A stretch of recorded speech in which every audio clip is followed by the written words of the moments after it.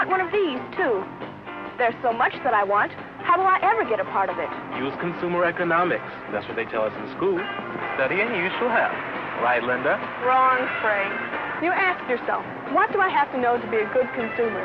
Because if I'm good at buying, I'll get more of what I want. You know, for me, I don't just want things. I want to be a special kind of person. Important. Influential. Not me, Carlos. Maybe that's what's wrong with the world. Everyone wants more. But there isn't enough to go around. I don't want to have a lot if it means someone else has to do without. I don't agree, Bill. I think somebody has to win. And when you win at consumer economics, everyone knows you're a success. Isn't that right, Donald? Well, you both seem to make sense, but I don't know. Maybe I could judge better if I really understood economics. All those words and principles. Scarcity, supply and demand, income and spending, opportunity cost, market price, production and consumption, inflation and economic change. I mean, I see consumer economics all around. But I wonder, what does it really mean to me?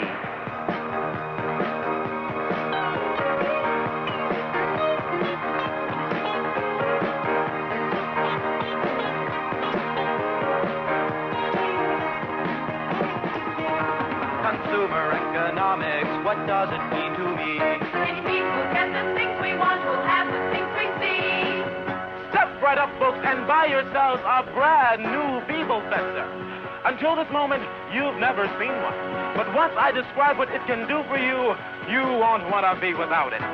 Consumer economics, what does it mean to us? It means a way to give our life that extra special plus. Pat Benson successfully faced economic change this year. Although inflation decreased the value of her savings and income, her wise buying, her search for good products at fair prices, and her use of sound economic principles enabled her to have a great deal of what she wanted, with some money left over. Consumer economics, what can it give to you? It brings a very special way to live your whole life through.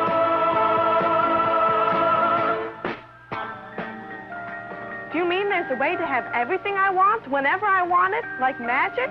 If that's what consumer economics is about, I'm all for it. You know it's not like that, Linda. It sure isn't. But when you learn how economics works, you can make it work for you. For instance, look at all of these things there are to buy.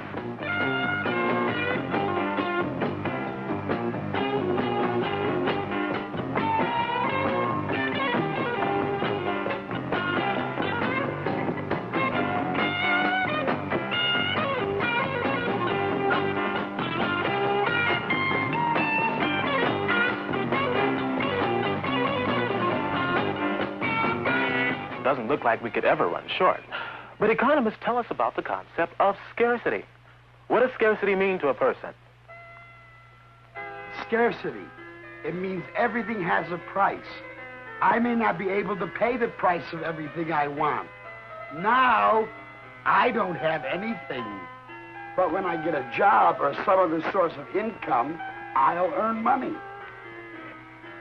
I'll spend it on things that I need. If I work long and hard, I'll earn enough money to spend on things I don't need, but that I'd enjoy having. But scarcity will still affect me. No matter how hard I work, no matter how much I make, I'll never have enough to buy everything I'd like to have. No matter how hard we work, no matter how much we spend, we'll never be able to buy everything we'd like to have. No matter how hard we work, no matter how much we spend, we'll never be able to buy everything we'd like to have. No matter how hard we work, no matter how much we spend, we'll never be able to buy everything we'd like to have. Can anyone? Probably not, because a person's income is limited, but his wants are not. That's the meaning of scarcity. Everybody has to make choices. And we have to know how our economic system works. How does it work? It has a lot to do with those concepts Donald was talking about. Supply and demand, production and consumption, income and spending. To understand those concepts, remember that we're all consumers. When one of us wants something, I want everything. another of us may supply that want. One everything coming up. Beside being a consumer, that person is a producer who supplies products or services. Some producers supply us with food. Others supply manufactured goods. People who supply services may help us with transportation, health, or entertainment. Sometimes the producer sells his product or service right to the customer. A candy maker may sell you candy he's made himself, wrapped himself, delivered to you himself. But usually, people and services come between the producer and consumer. There may be a packager, a wholesaler, a transporter, and a retailer, the salesperson. Here it is, folks. Chocolatey, nutty, marshmallowy, and with a deliciously tasty center of nougat. And at a low price like this, how can you afford to live without one, two, or three of these beauties? So there are producers, middlemen, and retailers. Where do we consumers fit into the picture? Watch. Here it is, the factory where I work. We make Vivo-Fetzers, a good product, precision made. We produce them. Families buy them and use them, and what a lot of uses they have. So, people like me are producers, and people who buy from me are consumers. I produce goods and services that consumers buy, and people who take jobs at my plant help me to produce. For their work, I pay them wages. That's a big part of their income. They may also earn rent from their property, interest and dividends. They spend this income on products and services, sometimes my products, giving us another circle, a circle of income and spending. Each makes the other possible. I get it. Businesses produce and families consume. Families earn their incomes from business and expend it on products and services created by business. And it all keeps moving. Round and round, round and round. That's the circle of economic life. Earn and spend, produce, consume. Our boy and girl. And I and my wife. It looks pretty grim and mechanical, like consumer economics isn't much fun. But look at all the fun people have when they spend money, or when they save it to spend later. And the fun they have making money.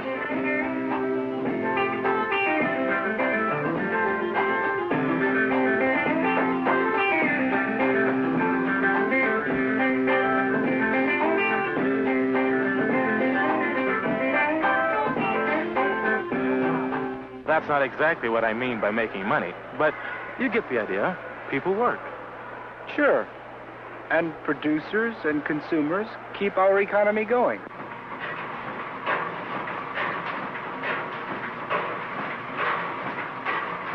Looks like our economy's going strong. They sure are turning out a lot of whatever those are. I can't imagine what I'd use them for. And they're making them fast.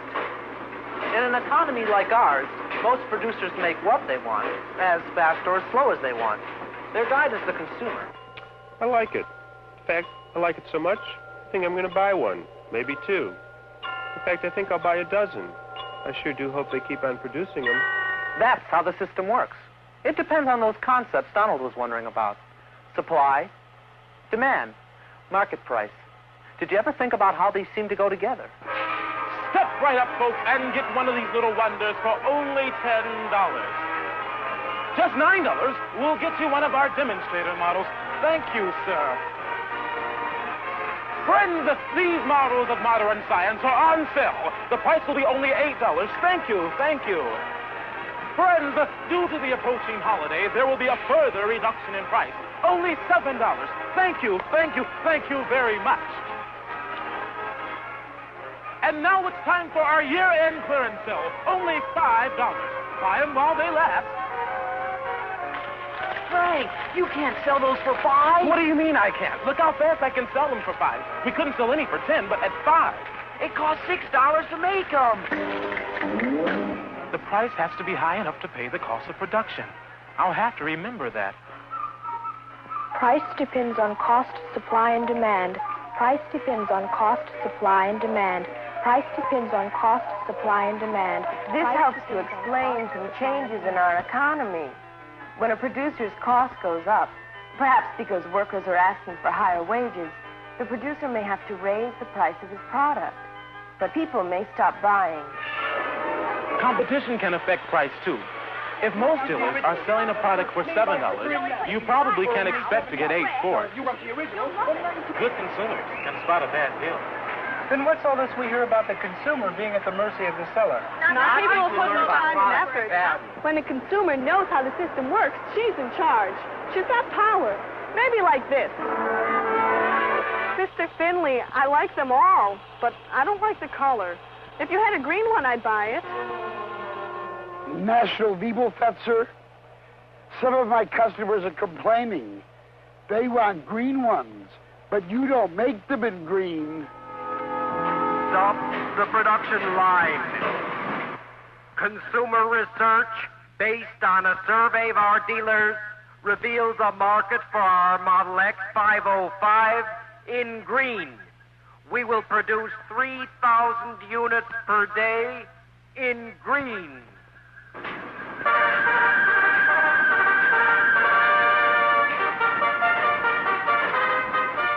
Now that they're making green ones, I'll buy. So consumers have a say about what's produced. But can they tell industry how much to produce? Sure, through their buying. That's why so many producers try to increase buying with advertising.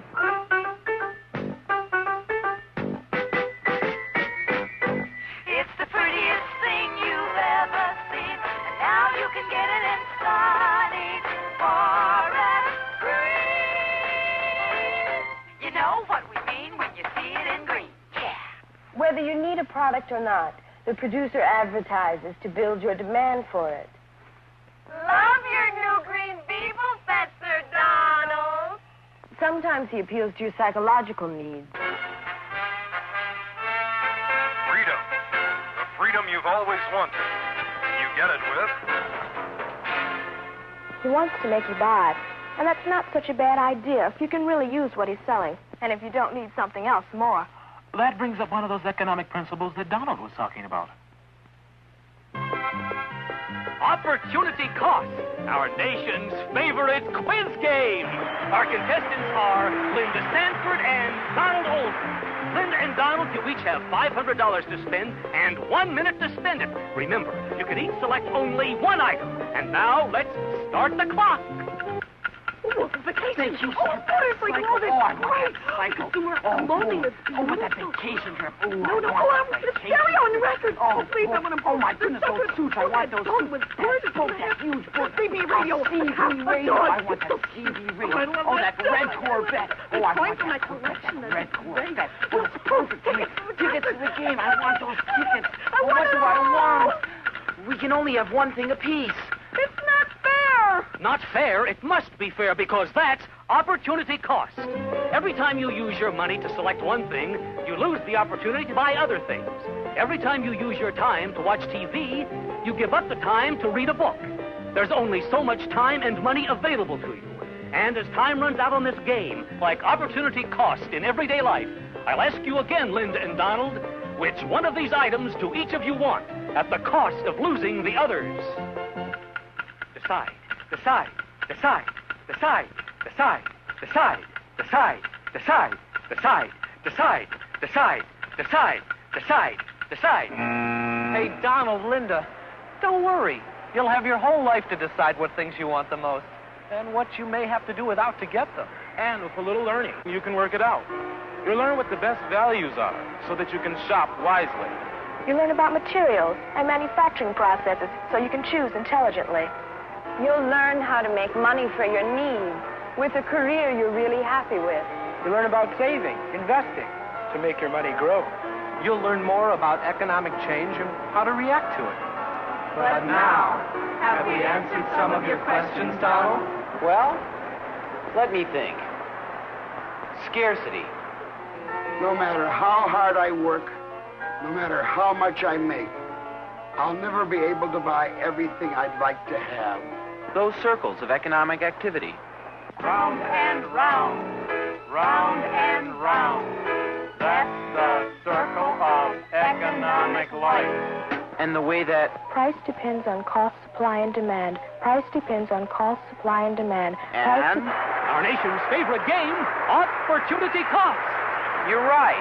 I guess I do know more about consumer economics. Consumer economics, what does it mean to me? It means we'll get the things we want, we'll have the things we need. Consumer economics. What does it mean to us? It means the way to give our lives an extra special one. Consumer economics, what can it give to you? It brings a very special way to live your whole life.